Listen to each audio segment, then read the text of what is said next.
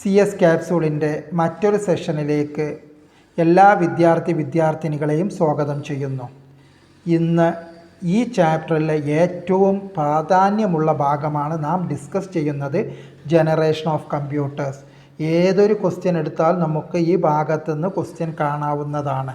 അതുകൊണ്ട് തന്നെ വിദ്യാർത്ഥികൾ വളരെ ഗൗരവത്തിൽ ഈ ഭാഗം ഏതൊരു എക്സാമിന് പോകുമ്പോഴും ഈ ഭാഗം നിങ്ങൾ വളരെ നല്ല പ്രാധാന്യം നൽകിക്കൊണ്ട് തന്നെ നിങ്ങൾ പഠിക്കണം എന്ന് ആദ്യമായി ആവശ്യപ്പെടുകയാണ്. Generation of computers. Based on various technology changes, computers can be classified into 5 generations. കമ്പ്യൂട്ടറിൻ്റെ ടെക്നോളജിയിൽ വന്ന മാറ്റം അനുസരിച്ച് കമ്പ്യൂട്ടർ ജനറേഷനെ നമുക്ക് 5ആയി തരംതിരിക്കാം. First generation computers, second generation computers, third generation computers, fourth generation computers and fifth generation computers. First generation computers. It was built by using vacuum tubes. ഒന്നാമത്തെ ജനറേഷനിലെ കമ്പ്യൂട്ടർ നിർമ്മിച്ചിരുന്നത് വാക്വം ട്യൂബ്സ് ആയിരുന്നു. അപ്പോൾ ടെക്നോളജി ചേഞ്ച് എന്ന് വെച്ചാൽ main component എന്നാണ് ഉദ്ദേശിച്ചിട്ടുള്ളത്. ഇവിടെ main component എന്ന് പറയുന്നത് വാക്വം ട്യൂബ് ആയിരുന്നു ഒന്നാമത്തെ ജനറേഷനിൽ. First general purpose programmable computer ENIAC belongs to this generation. ഒന്നാമത്തെ general purpose programmable computer ENIAC കണ്ടുപിടിച്ചത് അല്ലെങ്കിൽ ഡെവലപ്പ് ചെയ്തത് ഈ ജനറേഷനിലായിരുന്നു. ശ്രദ്ധിക്കുക, first general purpose programmable computer is dash ENIAC. ENIAC stands for electronic numerical integrator and calculator. ഇതും ചോദിച്ചിട്ടുണ്ട്, full form of ENIAC. Size was very big, required very large room for installation and emit large amount of heat. ഇതിൻ്റെ size വളരെ കൂടുതലായിരുന്നു, ഒരു റൂമൊക്കെ വേണമായിരുന്നു അതിന്. അതുപോലെ തന്നെ അത് വളരെ വലിയ തോതിൽ ഹീറ്റ് അത് പുറത്ത് വിട്ടിരുന്നു. First commercially successful computer UNIVAC universal automatic computer belongs to this period. ഒന്നാമത്തെ മാർക്കറ്റിൽ വിജയിച്ച കമ്പ്യൂട്ടർ എന്ന് വെച്ചാൽ മാർക്കറ്റിൽ നമുക്ക് കമ്പ്യൂട്ടർ പോലെ വാങ്ങാൻ പറ്റിയ ഒന്നാമത്തെ കമ്പ്യൂട്ടർ ആയിരുന്നു UNIVAC. ENIAC ആണ് ഒന്നാമത്തെ ജനറൽ പർപ്പസ് കമ്പ്യൂട്ടർ എങ്കിലും നമുക്ക് മാർക്കറ്റിൽ നിന്നൊരു കമ്പ്യൂട്ടറായി വാങ്ങാൻ കിട്ടിയത് UNIVAC ആയിരുന്നു. അതും ഈ പീരിയഡ് തന്നെ ആയിരുന്നു. ഇതിൻ്റെ പീരിയഡ് ഫസ്റ്റ് ജനറേഷൻ എന്ന് പറഞ്ഞാൽ 1940 മുതൽ 1956 വരെ ആയിരുന്നു. Second generation computers. It was built by using transistors. ഇത് നിർമ്മിച്ചിരുന്നത് ട്രാൻസിസ്റ്റേഴ്സ് ഉപയോഗിച്ചായിരുന്നു. മെയിൻ കോമ്പണൻ്റ് എന്ന് വെച്ചാൽ transistor. Concept of programming language introduced in this period. ഈ പീരിയഡിലാണ് പ്രോഗ്രാമിംഗ് ലാംഗ്വേജ് എന്ന കോൺസെപ്റ്റ് ഇൻട്രൊഡ്യൂസ് ചെയ്തത്. പ്രോഗ്രാമിംഗ് ലാംഗ്വേജിനെ പറ്റി നമ്മൾ പിന്നീട് പഠിക്കുന്നതാണ്. 2 തരം പ്രോഗ്രാമിംഗ് ലാംഗ്വേജസ് ആണുള്ളത്, low level language and high level language. അപ്പോൾ ഇത് നമ്മൾ പിന്നീട് ഡിസ്കസ് ചെയ്യുന്നതാണ്. IBM 1401 and IBM 1620 are the computers in this generation. ഈ ജനറേഷൻ വന്ന കമ്പ്യൂട്ടേഴ്സാണ് IBM 1401 IBM 1620. Smaller size compare to first generation. ഈ ടെക്നോളജി വന്ന മാറ്റം മൂലം അതിൻ്റെ കമ്പ്യൂട്ടറിൻ്റെ സൈസിലും സ്പീഡിലും മാറ്റം വന്നിട്ടുണ്ട്. സൈസ് കുറയുകയും സ്പീഡ് കൂടുകയും ചെയ്തു. Period of this generation was 1956 to 1963. ഈ പീരിയഡ് എന്ന് പറയുന്നത് 1956 മുതൽ 63 വരെ ആകുന്നു. Third generation computers. It was built by using integrated circuit ICs. IC ഉപയോഗിച്ചിട്ടായിരുന്നു തേർഡ് ജനറേഷൻ കമ്പ്യൂട്ടറിൻ്റെ നിർമ്മിച്ചിരുന്നത്. അഥവാ മെയിൻ കോമ്പണൻ്റ് എന്ന് പറയുന്നത് IC ആയിരുന്നു. IC developed by Jack Kilby. IC കണ്ടുപിടിച്ചത് ജാക്ക് കിൽബി എന്ന സയൻറ്റിസ്റ്റാണ്. Drastically reduce the size and increase the speed and efficiency of computing. IC കണ്ടുപിടിച്ചതോടുകൂടി കമ്പ്യൂട്ടറിൻ്റെ സൈസിൽ വലിയ തോതിൽ കുറവ് സംഭവിക്കുകയും സ്പീഡ് അതേപോലെ വലിയ തോതിൽ കൂടുകയും ചെയ്തു. ഓരോ ജനറേഷൻ വരുമ്പോഴും ടെക്നോളജി മാറ്റം മൂലം സൈസ് കുറഞ്ഞിട്ടുണ്ട്. ഫസ്റ്റ് ജനറേഷനിൽ നിന്ന് സെക്കൻഡ് ജനറേഷനിലേക്ക് സൈസ് കുറഞ്ഞു, സ്പീഡ് കൂടി. എന്നാൽ IC കണ്ടുപിടിച്ചതോടുകൂടി വലിയൊരു തോതിലുള്ള മാറ്റം തന്നെ സംഭവിച്ചിട്ടുണ്ട്. High level language BASIC developed during this period.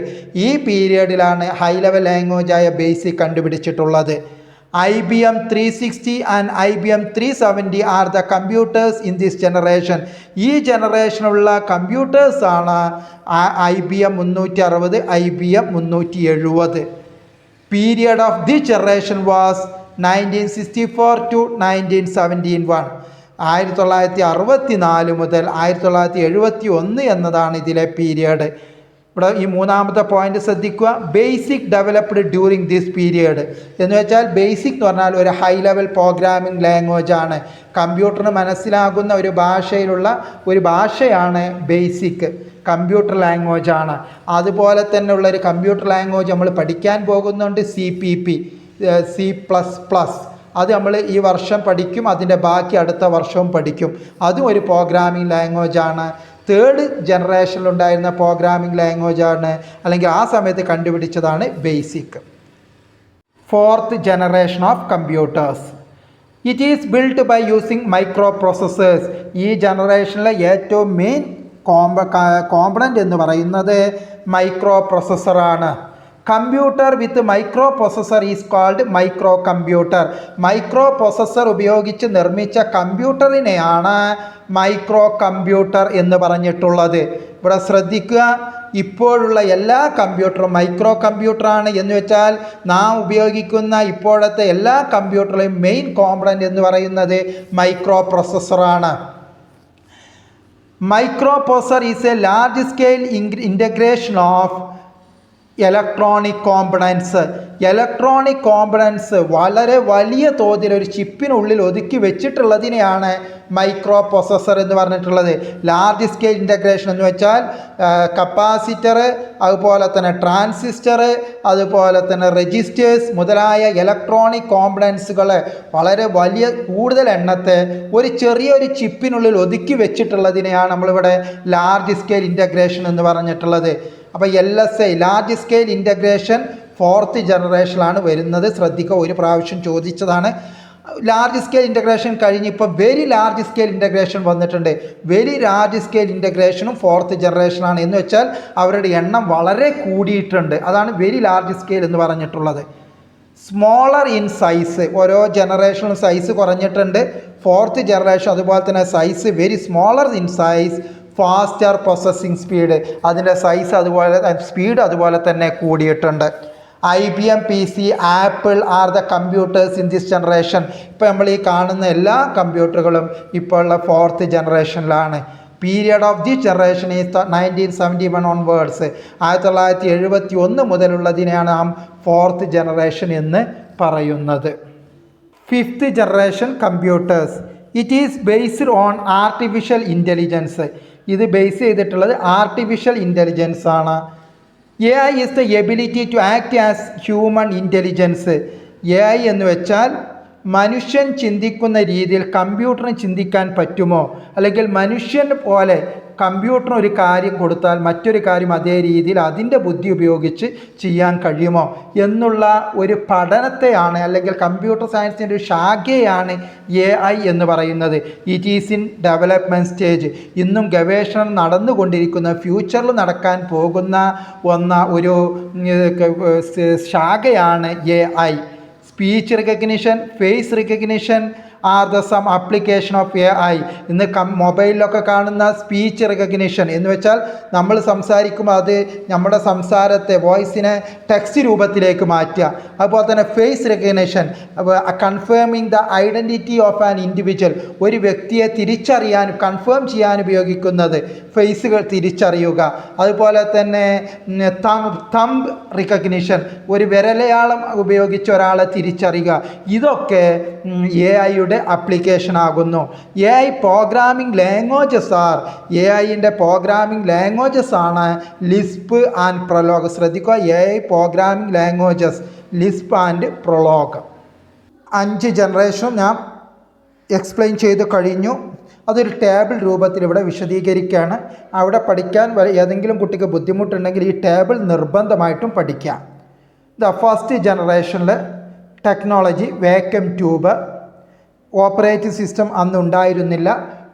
Operating system എന്നുള്ളത് മൂന്നാമത്തെ ചാപ്റ്റർ നമ്മൾ പഠിക്കും. അപ്പോൾ തന്നെ ലാംഗ്വേജ്, കമ്പ്യൂട്ടർ ലാംഗ്വേജസ് ആണ്, അതും നമ്മൾ പഠിക്കും. അന്ന് മെഷീൻ ലാംഗ്വേജ് ആയിരുന്നു. Period 1940 to 1956. സെക്കൻഡ് ജനറേഷനിൽ ട്രാൻസിസ്റ്റർ ആണ്, ഓപ്പറേറ്റിംഗ് സിസ്റ്റം അന്നില്ല. ലാംഗ്വേജ് അസംബ്ലി ലാംഗ്വേജ് ആണ്, 1956 to 1963. തേർഡ് ജനറേഷൻ ഇൻ്റഗ്രേറ്റഡ് സർക്യൂട്ടാണ്, ഓപ്പറേറ്റിംഗ് സിസ്റ്റം ഇൻട്രൊഡ്യൂസ് ചെയ്തു. എന്ന് വെച്ചാൽ അന്ന് ഓപ്പറേറ്റിംഗ് സിസ്റ്റം ഉണ്ട്. ഹൈ ലെവൽ ലാംഗ്വേജ് ആയിരുന്നു 1964 to 1971. Fourth generation microprocessor, operating system ഉണ്ട്, high level language 1971 to present. Fifth ജനറേഷനിൽ ആർട്ടിഫിഷ്യൽ ഇൻ്റലിജൻസ്, ഓപ്പറേറ്റിംഗ് സിസ്റ്റം ഉണ്ട്, high level language, present and yet to ഇപ്പോൾ ഉള്ളത് ഇനി വരാനുള്ളതും. Contribution of Alan Turing. Alan Turing invented Turing machine. Alan Turing ആണ് Turing machine കണ്ടുപിടിച്ചത്. Is a scientist. He invented Turing machine. Turing machine കണ്ടുപിടിച്ചത് Alan Turing ആണ്. This is used to check whether machine is intelligent or not. ഒരു മെഷീന് ബുദ്ധിയുണ്ടോ ഇല്ലയോ എന്ന് check ചെയ്യാൻ ഉപയോഗിക്കുന്ന ഒരു മെഷീനെയാണ് ട്യൂറിംഗ് മെഷീൻ എന്ന് പറഞ്ഞിട്ടുള്ളത്. ഒരു മെഷീന് ബുദ്ധിയുണ്ടോ ഇല്ലയോ എന്ന് ചെക്ക് ചെയ്യാൻ ഉപയോഗിക്കുന്ന മെഷീനാണ്. Allen Turing asked question, can machine think? It led to the foundation of studies related to intelligence and computing machinery. Allen Turing ഒരു ചോദ്യം ചോദിച്ചു, കമ്പ്യൂട്ടറിന് അഥവാ മെഷീന് ചിന്തിക്കുവാൻ സാധിക്കുമോ? ഇത് കമ്പ്യൂട്ടിംഗ് മെഷീനറി എന്ന് വെച്ചാൽ കമ്പ്യൂട്ടറും അതുപോലെ തന്നെ ഇൻ്റലിജൻസ്, ബുദ്ധിയും തമ്മിലുള്ള ബന്ധപ്പെടുത്തുന്ന ഒരു പഠനത്തിന് തുടക്കം കുറിച്ചു. അലൻ ട്യൂറിങ്ങിൻ്റെ ഈ ഒരു ചോദ്യവും അതുപോലെ തന്നെ ട്യൂറിംഗ് മെഷീൻ്റെ കണ്ടുപിടുത്തവും അദ്ദേഹത്തിന് ഒരു പേര് നൽകുകയുണ്ടായി. അതാണ് father of modern computer science. Allen Turing is known as father of modern computer science. കുറേ പ്രാവശ്യം ചോദിച്ചതാണ്, who is known as father of modern computer science? Allen Turing. ഇതോടുകൂടി ഈ ചാപ്റ്റർ കഴിഞ്ഞിരിക്കുകയാണ്. എല്ലാ വിദ്യാർത്ഥികളും, ഞാൻ ഈ എടുത്തിട്ടുള്ള 3 സെഷനായിട്ടാണ് ഈ ചാപ്റ്റർ തീർത്തിട്ടുള്ളത്. അതിൽ ഫിഗർ ഒഴിവാക്കിയിട്ടുള്ള നോട്ട്സ് എഴുതിയെടുത്തിട്ട് 3 ദിവസത്തിനുള്ളിൽ എനിക്ക് അയച്ചു തരിക. നിങ്ങളുടെ പേര് ഞാൻ നോട്ട് ചെയ്ത് വെക്കുന്നതാണ്. അതുപോലെ തന്നെ ആരെങ്കിലും എൻ്റെ ചാനൽ സബ്സ്ക്രൈബ് ചെയ്യാനുണ്ടെങ്കിൽ ദയവായി സബ്സ്ക്രൈബ് ചെയ്യുക. Thank you to all.